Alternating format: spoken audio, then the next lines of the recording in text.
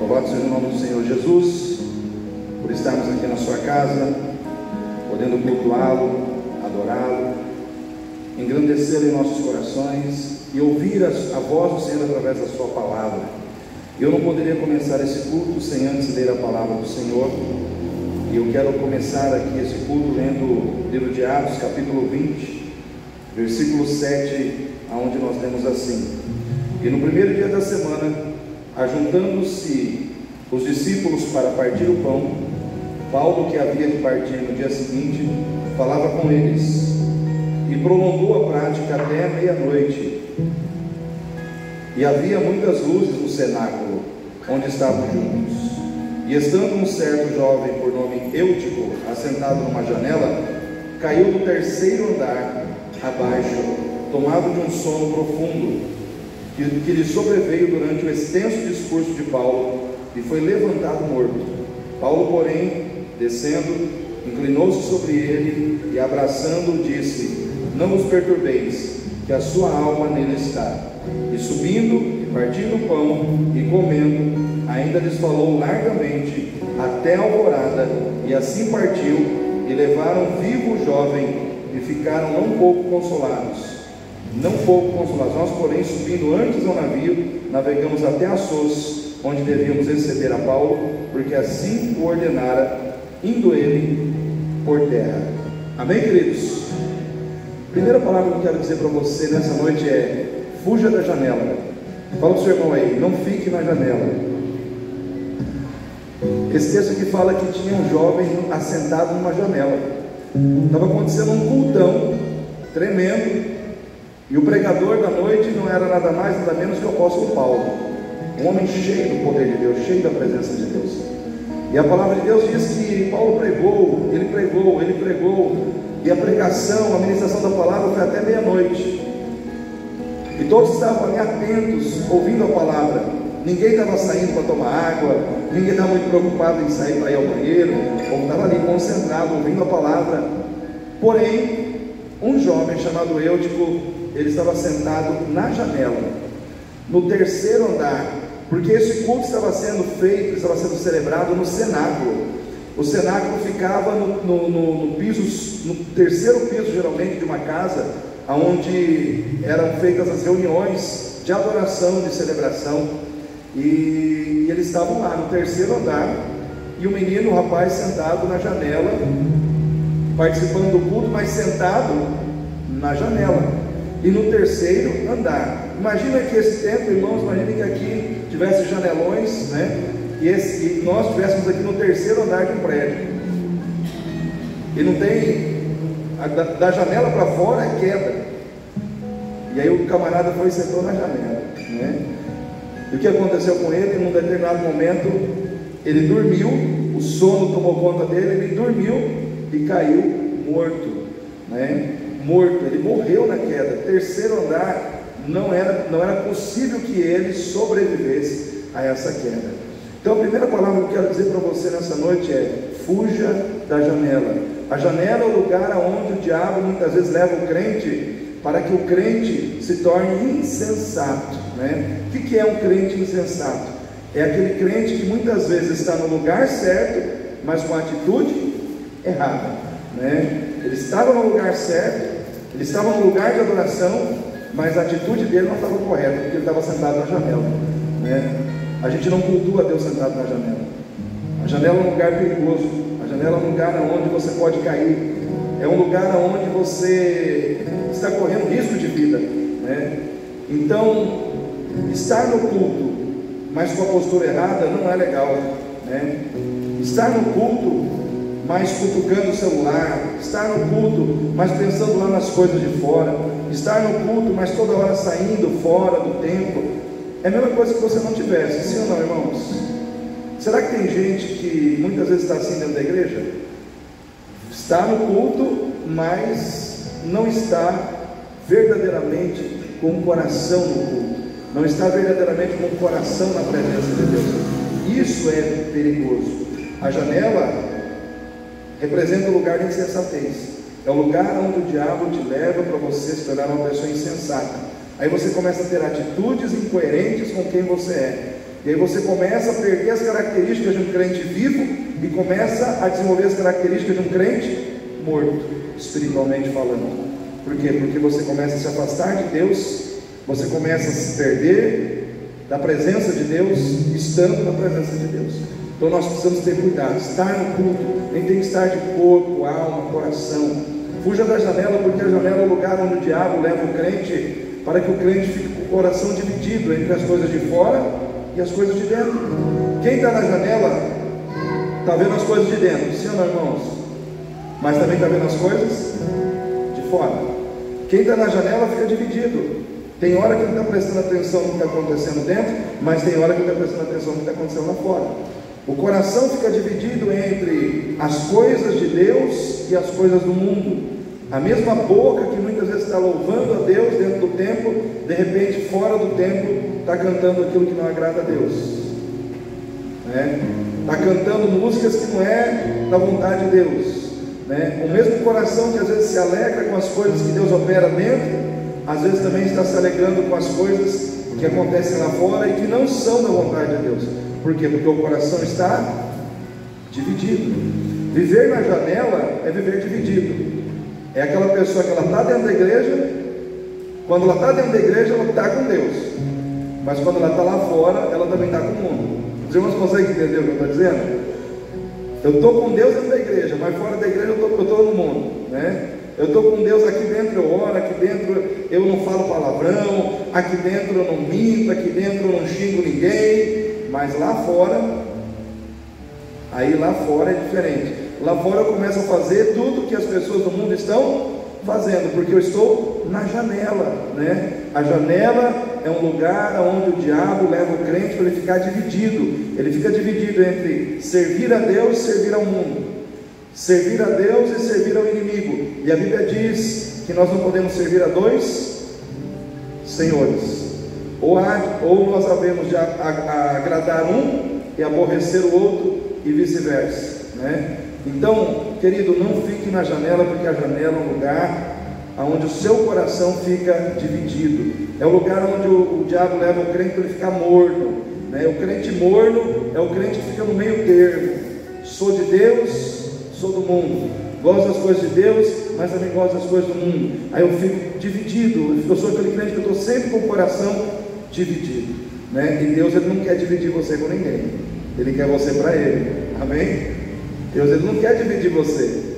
Ele quer você inteiramente para Ele, Ele pagou por você na cruz. Ele quer você para Ele, Não fique na janela, porque a janela é um lugar de queda, E a queda conduz à morte. Janela é um lugar de adormecimento espiritual, queda e, por consequência, morte. Foi o que aconteceu com aquele rapaz.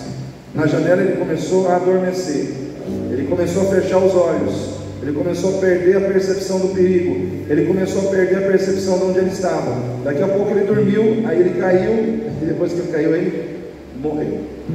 A vontade do inimigo é matar você, mas a vontade de Deus é manter você vivo. Amém? Quem quer continuar vivo aí? Então não fica na janela, Não fica na janela, sai da janela. Você não pode ficar na janela, Porque a janela é o lugar onde você pode morrer, Então aquele jovem caiu e morreu. Mas glória a Deus, porque aquele rapaz ele estava presente dentro de uma igreja viva. Então aqui não tem apenas o exemplo de alguém que estava na janela, que foi para a janela, que ficou indeciso, que ficou dividido, que se distraiu com as coisas de fora, que caiu, que morreu, mas ali também tinha uma igreja viva. E eu quero dizer para você, querido, neste lugar aqui existe uma igreja viva. Uma igreja viva. E o que é uma igreja viva, pastor? Uma igreja viva é um lugar onde os crentes, eles não se cansam daquilo que é espiritual. O povo estava ali, irmãos, até meia-noite ouvindo a palavra, e ninguém estava cansado. Ninguém estava cansado de palavra, ninguém estava cansado de culto, ninguém estava cansado de adoração. Uma igreja viva é um ambiente onde as pessoas que estão ali, elas não se cansam do que é espiritual, elas não se cansam da palavra, elas não se cansam de oração, elas não se cansam de comunhão, elas não se cansam de Deus. E porque elas não se cansam de Deus, Deus se manifesta onde elas estão. Deus age no meio delas. Deus opera em suas vidas. Queridos, essa igreja, eu estou declarando que ela é uma igreja viva, porque eu estou declarando na sua vida que você é um crente que não se cansa de orar, que você é um crente que não se cansa de ler a Bíblia, que você é um crente que não se cansa de estar na casa de Deus. Porque tem muita gente que está cansado de coisas espirituais. As pessoas lá fora, elas não se cansam de festa, elas não se cansam das coisas da carne, da bebida, né? Não se cansam dessas coisas, mas para Deus elas estão cansadas. Sabe aquela pessoa que você convida ela para ir na igreja e ela fala: ai, estou cansado, sabe? Até queria, mas estou cansado. Aí você convida ela para ir numa festa. A mesma pessoa, de repente surge uma força nela. Oh, mas você não estava cansado? Não, mas passou, né? Já não estou mais cansado. A pessoa, ela já anima na hora. Por quê? Porque o cansaço está aqui e aqui, né? Às vezes nós cansamos das coisas que nós não estamos comprometidas com elas, né? Por que aquele povo não cansava de ouvir a palavra? Porque eles estavam comprometidos com a palavra. Por que eles não cansavam de estar na presença de Deus? Porque eles estavam comprometidos com Deus.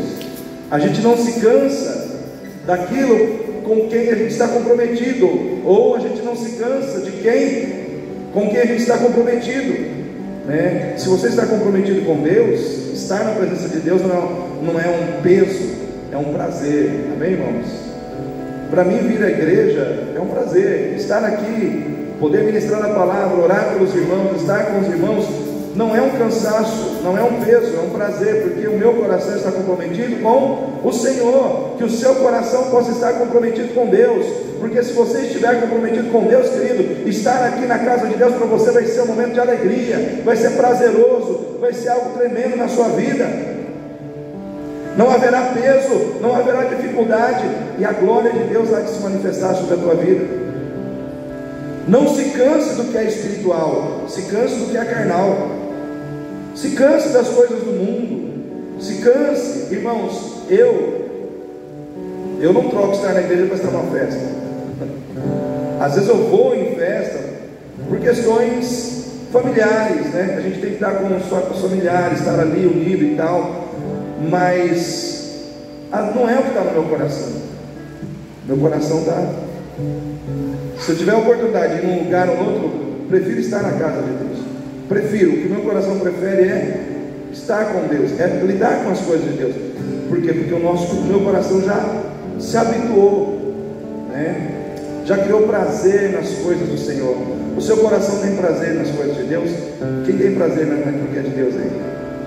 Aleluia, né? Então o seu coração sempre vai bater mais forte nessa direção, né? Você vai sentir falta de estar na igreja. Puxa, queria que tivesse culto hoje, porque eu queria estar na igreja, né? Porque o seu coração pede isso, irmão. Adoração, louvor, palavra. Esse povo aqui ficou ouvindo o apóstolo Paulo até meia-noite. Aí o rapaz caiu, o apóstolo Paulo foi lá, orou por ele, ele ressuscitou, e eles voltaram e continuaram cultuando até de madrugada. Os irmãos conseguem entender isso? Era uma coisa assim tremenda que estava acontecendo ali naquele lugar. Os problemas, as dificuldades, as tragédias não impediam que aquela igreja continuasse fazendo a obra de Deus. E eu quero dizer para você, querido, pode acontecer problema na tua vida, na minha vida, mas se nós somos uma igreja viva, nada vai nos impedir de continuar fazendo o que Deus quer. A gente vai continuar fazendo o que Deus determinou para nós fazermos. Os problemas não prevalecem, eles aparecem, mas eles não prevalecem. Vou repetir: os problemas eles aparecem, mas eles não prevalecem. Problema, irmão, pode aparecer à vontade, mas eles não vão prevalecer na sua vida e na minha. Por quê? Porque maior é o poder de Deus do que o poder do inimigo nas nossas vidas. Naquela igreja, irmãos, o que prevalecia era o poder de Deus. Uma igreja viva é uma igreja onde o poder de Deus se manifesta para substituir as tragédias por milagres. Quem crê em milagre? A Bíblia diz que o jovem caiu, ele morreu, mas ele não ficou morto, ele ressuscitou. Por quê? Porque o poder de Deus estava ali. O poder de Deus estava naquele lugar. Às vezes tragédias acontecem, às vezes problemas que o homem não consegue resolver acontecem, mas em meio a uma igreja viva, o poder de Deus se manifesta, e o milagre, ele aparece no lugar da tragédia. Irmão, se aquele jovem tivesse morrido ali, acabaria o culto, tudo, sim ou não, irmãos? Aquela reunião terminaria com uma tristeza muito grande. Imagina você estar num culto e alguém morre no culto. Tem condição de continuar cultuando? Não tem, acabaria com o culto, acabaria com aquela reunião. Porém, Deus não permitiu que isso acontecesse. Alguém ali trouxe para aquele lugar uma tragédia sobre a sua vida, mas aquela pessoa saiu dali levando um milagre sobre a sua vida. Ela estava ali com uma tragédia, mas ela saiu dali com um milagre. E eu quero dizer para você que nessa noite você vai sair daqui com um milagre. Você não vai sair daqui com os problemas que você trouxe, você não vai sair daqui com as tragédias que talvez estejam presentes na sua vida, na sua casa, na sua família. Você vai sair daqui com um milagre. Quem crê nisso? Toma posse pela fé. Às vezes a igreja é um lugar onde a gente coloca diante de Deus problemas, tragédias, dificuldades, mas ali o Senhor opera. Naquele lugar houve a operação de um milagre, né? O milagre prevaleceu sobre a tragédia que ali aconteceu. E eu quero declarar nessa noite sobre as nossas vidas, irmãos, a mesma coisa. Eu quero declarar milagre neste lugar. Eu quero declarar o agir de Deus neste lugar. Eu quero declarar a vitória de Deus neste lugar, em nome de Jesus. E eu quero pedir para você ficar em pé nesse momento, para que nós possamos orar. Feche seus olhos.